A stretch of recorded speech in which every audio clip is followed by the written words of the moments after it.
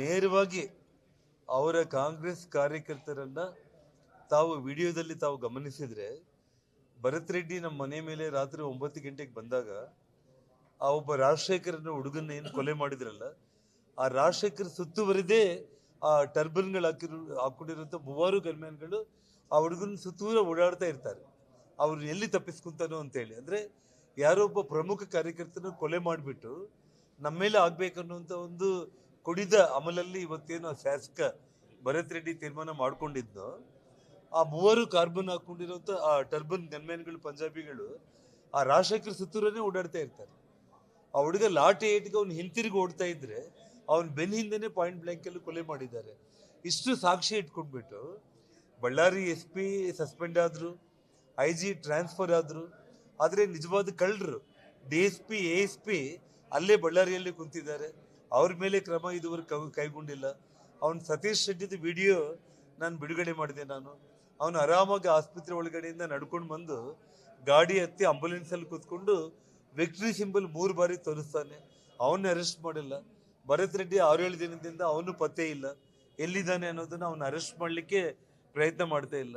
ಹೊಸ SP IG ಇಬ್ರು ಬಂದಿದ್ದಾರೆ, ಅವರು ಅರೆಸ್ಟ್ ಮಾಡೋ ಪ್ರಯತ್ನ ಮಾಡ್ತಾ ಇಲ್ಲ. ಆ ASP DSP ಮೇಲೆ ಇದುವರೆಗೂ ಕ್ರಮ ಇಲ್ಲ. ಅಂದ್ರೆ ಈ ಸರ್ಕಾರ CID ಕೊಟ್ರೆ ಏನೋ ಮೇಲೆಯಿಂದ ಬಿದ್ದುಬಿಡುತ್ತೆ, ಮಾಡೇ ಬಿಡ್ತಾರೆ ಅನ್ನೋಂಥ ಪರಿಸ್ಥಿತಿ ಸಾಧ್ಯನೇ ಇಲ್ಲ.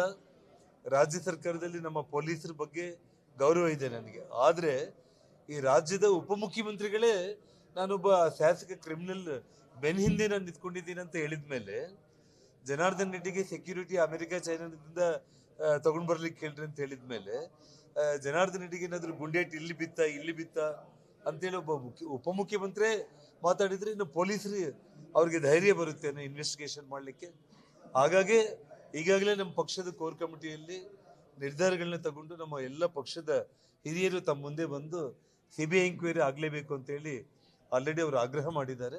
ಹಾಗಾಗಿ ಇವತ್ತು ನಮ್ಮ ಹೋರಾಟದ ರೂಪುರೇಷೆಗಳ ಬಗ್ಗೆ ಇವತ್ತು ನಾಳೆ ಅದಕ್ಕೊಂದು ಸರಿಯಾದ ನಿರ್ದಿಷ್ಟವಾಗಿ ಪ್ಲಾನ್ ಮಾಡಿ ಹೇಳೋದಾಗುತ್ತೆ. ಹಾಗಾಗಿ ಈ CID ತನಿಖೆಯಿಂದ ಇನ್ನೊಂದರಿಂದ ನ್ಯಾಯ ಸಿಗುತ್ತೆ ಅನ್ನೋದು ಸುಳ್ಳು.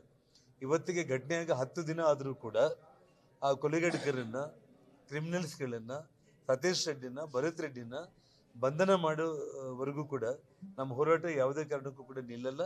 ಇದು CBI ಎಂಕ್ವೈರಿಗೆ ಕೊಳ್ಳೇಬೇಕು ಅನ್ನೋ ನಮ್ಮ ಸ್ಟ್ಯಾಂಡ್ ಏನಿದೆ ಅದರಲ್ಲಿ ಬದಲಿಲ್ಲ.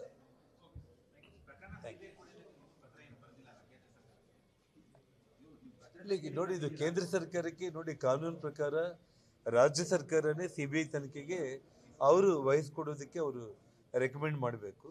ಅದಿಲ್ಲ ಅಂದ್ರೆ ಕಾನೂನಲ್ಲಿ ಬೇರೆ ಬೇರೆ ಮಾರ್ಗಗಳಿದೆ, ಅದ್ರ ಬಗ್ಗೆ ಕೂಡ ನಾವು ತಯಾರಿ ಮಾಡ್ಕೊಳ್ತಾ ಇದ್ದೀವಿ.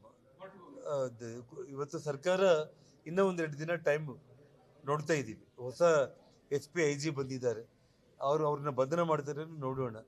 CIDಗೆ ಇವತ್ತು ವಹಿಸಿದ್ದಾರೆ. ಇನ್ನೊಂದು ಇನ್ವೆಸ್ಟಿಗೇಷನ್ ಬಗ್ಗೆ ಯೋಚನೆ ಮಾಡಿದ್ರೆ ಆಲ್ಮೋಸ್ಟ್ ಇನ್ವೆಸ್ಟಿಗೇಷನ್ ಮೀಡಿಯಾನೇ ಕಂಪ್ಲೀಟ್ ಮಾಡಿಬಿಟ್ಟಿದೆ ವಿತ್ ಎವಿಡೆನ್ಸಸ್.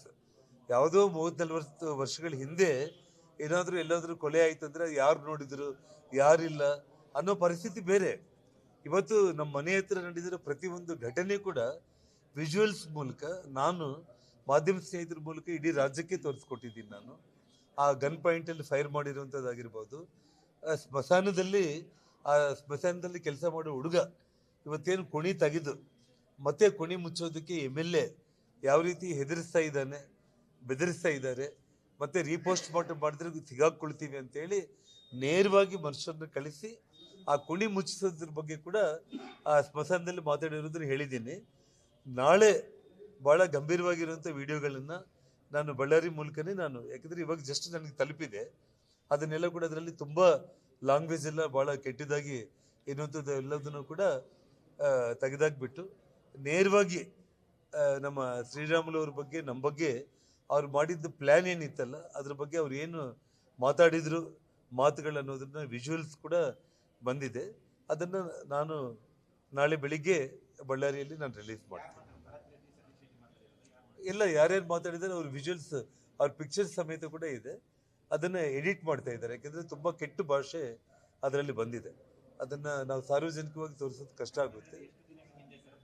ಅವತ್ತೇ ಸೊ ನಾಳೆ ನಾನು ಅದನ್ನ ಹೇಳ್ತೀನಿ. ಸೊ ಇನ್ವೆಸ್ಟಿಗೇಷನ್ ಅನ್ನೋದು ಪೊಲೀಸರ ಕಣ್ಮುಂದೆನೇ ಇದೆ. ಇದಕ್ಕೆ ಅದು ಬೇಕು ಇದು ಬೇಕು ಪ್ರೂಫು ನೋಡಿ ಘಟನೆ ಆದಮೇಲೆ ನಮ್ಮ ಮನೆಗೆ 5 ದಿನ ನಂತರ ಬರ್ತಾರೆ. ನಾನು ಬುಲೆಟ್ಗಳನ್ನು ನನ್ನ ಮೇಲೆ ದಾಳಿ ಮಾಡಿರೋಂಥ ಬುಲೆಟ್ಗಳನ್ನು ನಾನು ಮಾಧ್ಯಮಗಳ ಮೂಲಕ ನಾನು ನೇರವಾಗಿ ಆ ಸ್ಪಾಟಲ್ಲೇ ತೋರಿಸಿದ್ದೀನಿ. ನಾನು 5 ದಿನ ನಂತರ ಬಂದುಬಿಟ್ಟು ನಮ್ಮ ಮನೆಯಲ್ಲಿ ಬಾಂಬ್ ಸ್ಕ್ವಾಡ್ಗಳು ಫೋರೆನ್ಸಿಕ್ ಅವ್ರು ಬಂದು ಅದೆಲ್ಲದ್ರ ಬಗ್ಗೆ ಕೂಡ 5 ದಿನ ಆದಮೇಲೆ ಬಂದು ಅವ್ರಿಗೊಂದು 3-4 ಬುಲೆಟ್ ಸಿಗುತ್ತೆ ಮನೆ ಹತ್ರ. ಅಂದರೆ ಎಷ್ಟು ನಿಧಾನಗತಿಯಾಗಿ ಸುಮ್ಮನೆ ಕಣ್ಣೊರೆಸುವಂಥ ರೀತಿಯಲ್ಲಿ ಮಾಡ್ತಾ ಇದ್ದಾರೆ ಅನ್ನೋದು ನಿಮ್ಮ ಕಣ್ಮುಂದೆನೇ ಇದೆ.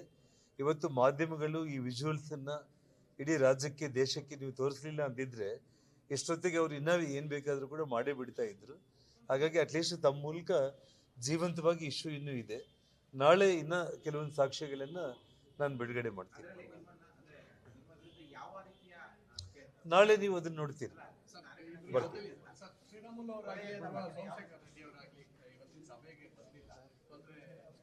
ನೋಡಿ ಅಲ್ಲಿ ಬಳ್ಳಾರಿಯಲ್ಲಿ ಅಲ್ಲೇ ನಿಮ್ಮ ಎಲ್ಲ ಮೀಡಿಯಾ ಫ್ರೆಂಡ್ಸ್ ಅಲ್ಲೇ ನಮ್ಮ ಮನೆ ಹತ್ರನೇ ಇದ್ದಾರೆ. ದಿನ 5-6 ಸಾವಿರ ಜನ, ಮೊನ್ನೆ ಭಾನುವಾರ 10-12 ಸಾವಿರ ಜನ. ಅಂದರೆ ಬೆಳಿಗ್ಗೆ 7-8 ಗಂಟೆಯಿಂದ ರಾತ್ರಿ 12 ಗಂಟೆ ಆದರೂ ಕೂಡ ಜನ ಬರ್ತಾ ಇದ್ದಾರೆ. ಸೊ ಹಾಗಾಗಿ ಇವತ್ತು ನಾನು ಬಂದಿದ್ದೀನಿ. ನಾನು ಶ್ರೀರಾಮುಲು, ಸೋಮಶೇಖರ್ ರೆಡ್ಡಿ ಮತ್ತು ಅಲ್ಲಿ ಇನ್ನ ಪ್ರಮುಖರೆಲ್ಲರೂ ಕೂಡ ಅಲ್ಲಿ ನಮ್ಮ ಮನೆ ಹತ್ರನೇ ಬರೋ ಜನಗಳನ್ನ ಮಾತಾಡಿಸ್ಲಿಕ್ಕಂತೇಳಿ ಅಲ್ಲೇ ಇದ್ದಾರೆ. ನೋಡಿ ಇವತ್ತು ಕುಮಾರಸ್ವಾಮಿ ಅವರು, ಸನ್ಮಾನ್ಯ ಕೇಂದ್ರ ಸಚಿವರು ದೇವೇಗೌಡರು, ಅವ್ರ ಇಡೀ ಕುಟುಂಬಕ್ಕೆ ನಾನು ಧನ್ಯವಾದಗಳನ್ನ ತಿಳಿಸ್ತೇನೆ. ಈ ಘಟನೆ ಆದ ತಕ್ಷಣ ಅವತ್ತು ರಾತ್ರಿನೇ ಸನ್ಮಾನ್ಯ ದೇವೇಗೌಡರು ನನಗೆ ಫೋನ್ ಮಾಡಿ ಫೋನ್ ಮೂಲಕ ಎಲ್ಲ ವಿಷಯಗಳನ್ನ ತಿಳ್ಕೊಂಡ್ರು. ರೇವಣ್ಣ ಅವ್ರ ಮೂಲಕ ತಿಳ್ಕೊಂಡ್ರು. ಮತ್ತು ಕುಮಾರಸ್ವಾಮಿ ಅವರು ಕೂಡ ವಿದೇಶದಿಂದ ಬಂದ ತಕ್ಷಣ ನನಗೆ 3 ಬಾರಿ ಫೋನ್ ಮಾಡಿ ನಡೆದಿರೋ ಎಲ್ಲ ಘಟನೆಗಳ ಬಗ್ಗೆ ಕೂಡ ತಿಳ್ಕೊಂಡು ಮಾರಲ್ ಆಗಿ ಪಕ್ಷದ ಜೊತೆಯಲ್ಲಿ ನನ್ನ ಜೊತೆಯಲ್ಲಿ ನಾವಿದ್ದೇವೆ ಅಂತೇಳಿ ಅವರು ಪ್ರೆಸ್ ಮೀಟ್ ಮಾಡಿದ್ದನ್ನು ಕೂಡ ಬೆಂಗಳೂರಲ್ಲಿ ನಾನು ನೋಡಿದ್ದೇನೆ. ನಾನು